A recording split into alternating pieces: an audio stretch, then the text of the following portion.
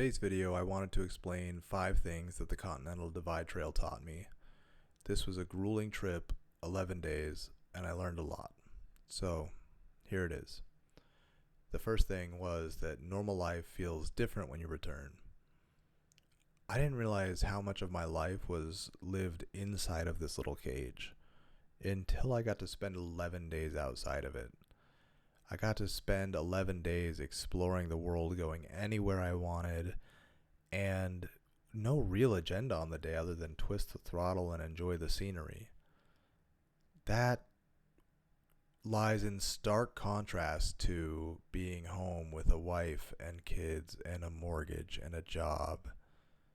So, lesson number 1, my normal life felt different when I returned.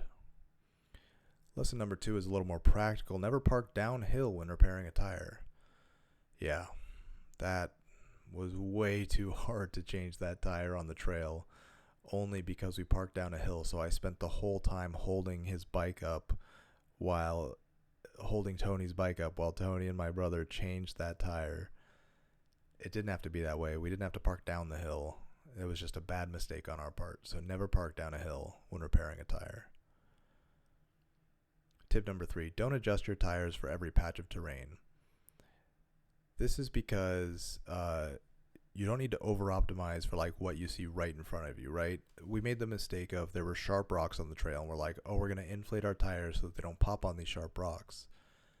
So we spent all this time changing our tire pressure, and then we moved forward like 5 minutes, and it was smooth, and we just had to readjust our air pressure again. Because we got all slippery on the smooth surface. And so if I could redo the trip, I think that I would just keep my air pressure the way that it was when I left, as long as it didn't go low. I wouldn't obsess over like making it higher or making it lower. Lesson number 4 that I learned, I did not need a 7-gallon tank.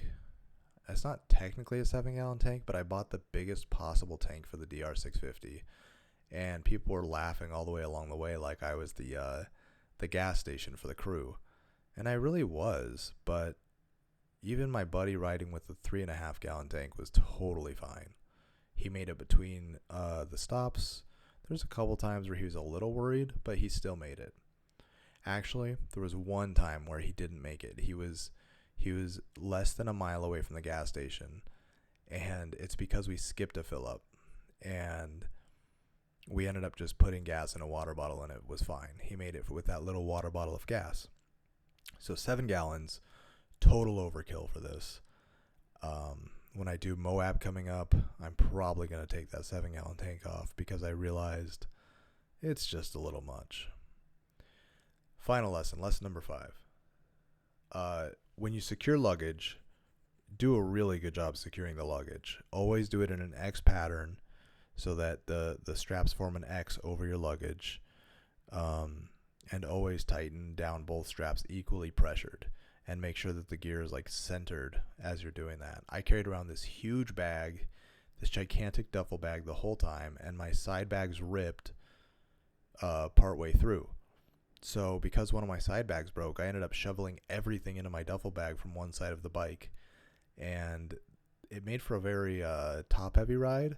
But also I learned how to really strap down stuff. And if you're going to go on a big ride like this, maybe consider practicing strapping your stuff down like a time or two. Don't do like we did and just send it.